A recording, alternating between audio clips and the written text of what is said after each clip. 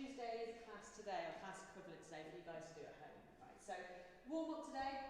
We've got 3 rounds, 10 scap press-ups, 10 alternating shoulder taps, 10 alternating lunges, and 5 jumping kang squats. So we'll go through those movements in just a second, just to talk you through those in case you couldn't remember what we're doing. Then we're going to go into some core stability work. So 4 rounds, we're going to do 15 V-sits, 5 straddle leg lifts, and 10 alternating or contralateral dead bugs. Okay, we should have done those in classes before, so hopefully we'll refresh your memory. And 4 rounds for quality on that one. Then the main part of the session today, 3 rounds for max reps. Okay, so 2 minutes on each of these stations. So it's going to be 6 minutes of work essentially. We're going to do press-ups, sit-ups, and air squats or goblet squats if you've got a bit of equipment at home, be that dumbbells, kettlebells, whatever we can do to weight that squat there, okay? So that's 6 minutes of work, then you're going to rest for 3 minutes, and that's 1 round, rest for 3 minutes, and essentially then you're going to repeat that twice more through. So your score for the day will be your max number of reps, okay? So keep cumulative track of those reps, and that will be your final score, which you'll be able to post in the comments, all right?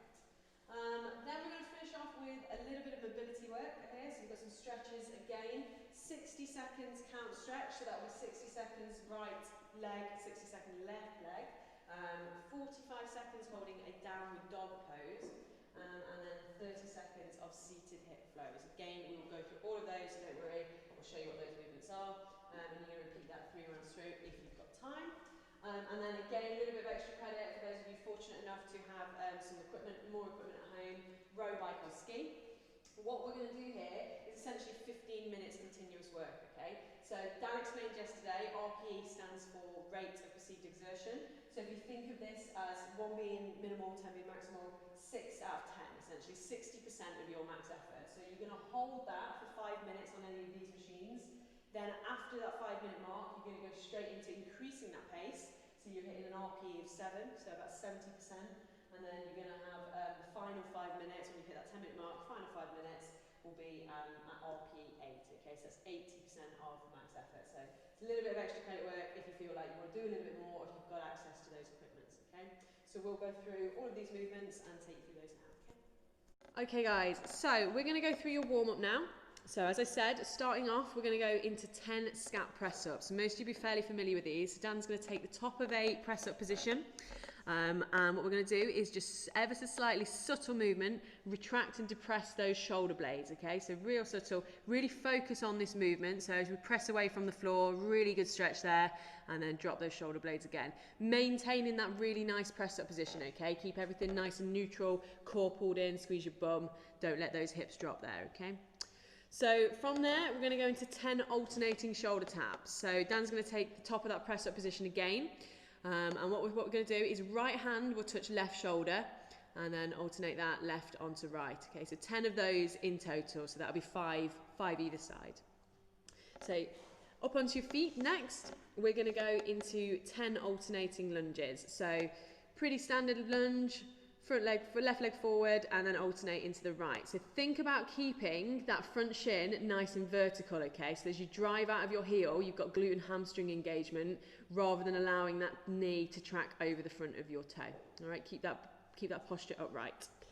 And then finally, we're going to go into 5 jumping kang squats. So most of you have done a kang squat before. We're essentially looking to go into a good morning position, find tension in your hamstrings, sit down into an air squat, and then jump up and up off the floor. Okay, so nice and explosive movement there. So from the front, good morning, air squat, and explode. So 5 of those. So we're going to run 3 rounds through of that warm-up, okay?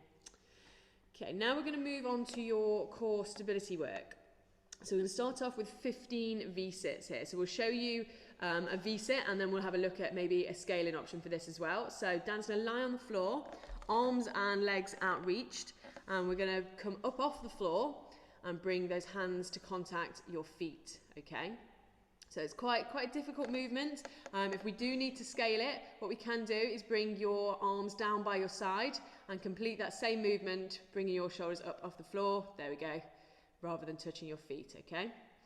Then we're going to move into 5 straddles. So this is right and left. You're going to do 5 on one side, 5 on the other. So take a seat on the floor. Legs as outstretched as you can either side, and you're going to have hands either side of your leg. Point your toes and then lift your legs ever so slightly, just as far as you can off the floor, okay? Try and keep that posture, your torso upright during that movement. So it's 5 on one side, and then we'll switch, and 5 on the other. We're going to move into our 10 alternating dead bugs or contralateral dead bugs. So most of you are familiar with that dead bug position. So make sure your lower back is flat against the floor, your shoulders remain on the floor throughout, okay? And you're going to basically alternate opposite arm and opposite leg, really slow and controlled with this movement, okay? Don't rush this. You should feel that tension through your core. Try and keep your toes pointed down towards yourself. And like I say, maintain contact with the floor throughout through your lower back, okay? So you're going to do 10 of those in total. So that's 4 rounds of that core stability work if you have the time to do so. Okay, so we're going to move into the main workout now. So we've got 2 options. If you'll notice when we pop up the workout, you've got the option if you've got no equipment, and then the option if you've got a little bit of equipment. So a lot of you picked up kettlebells and dumbbells from the gym, so we've given you the option there. So essentially, like I said, 3 rounds, and you're going to spend 2 minutes at each station for 1 round. So first of all, we're going to go into your press-ups. So as very similar to the scat press-ups, Dan's going to take that press-up position. What we want to ensure is that as you lower to the ground, your elbows stay real close to your body, okay? Try not to flay those out, and that you drive through the hands as you press up from the top. So standards, making sure that chest makes contact with the ground. Don't let your hips drop first. You see that Dan is moving, his entire body moves at the same time, okay? So press-ups, max reps. We've got the scaling option, obviously, to go from your knees, but the same applies. You're going to keep those elbows nice and close and make sure that chest stays in contact with the floor. We're then going to go into sit-ups, so 2 minutes of sit-ups.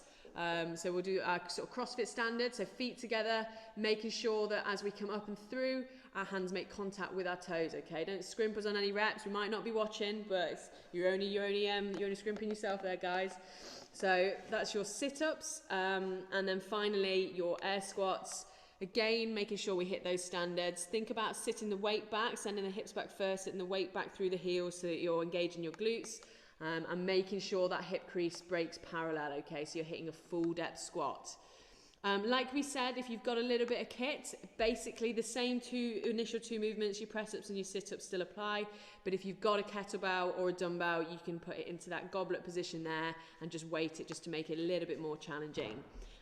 If you haven't got kettlebell or dumbbell, any form of weight could potentially work there for you, okay? So if you can be a bit creative, it would be interesting to know what you use to actually weight those goblet squats. So everybody should be fairly happy with the format of that workout, but if you've got any questions, just pop it in the comments, okay?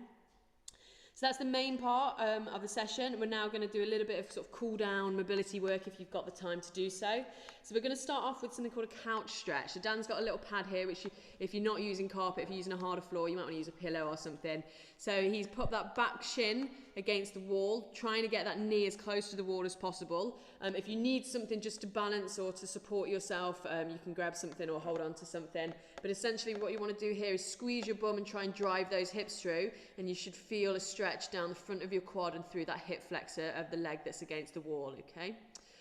Then we're going to, so you can do 60 seconds on one leg, then 60 seconds on the other there, as time allows. Then we're going to go into a downward facing dog stretch, okay? So 45 seconds holding here. So we've done peaks and valleys before. This is essentially just holding that peak position. So what you want to do here is the stretch progresses, and as you spend more time under tension, is push your shoulders back towards your feet, okay? Push your chest back towards your feet, really stretch through those shoulders. If you're super flexible, then if you can keep your heels on the floor as well, and just get benefit from that stretch through your hamstrings and through your calves, then double whammy, okay?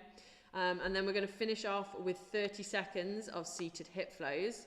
So Dan's going to take a seat on the floor here, knees up towards your chest, and you're going to rotate the legs down towards the floor, trying to get those knees in contact with the floor and trying to keep your bum on the floor, okay? So that's the sort of more advanced way to do that piece of work. What you can do is just support yourself by putting your hands back on the floor behind you rather than just sitting upright, okay? And that'll be a little bit easier, but still, same principle applies, trying to get those knees to the floor and keep your hips and your bum down, okay? So that's 3 rounds through of there. If you've got any questions, like we say, just pop them in the comments and one of the coaches will be able to answer those for you.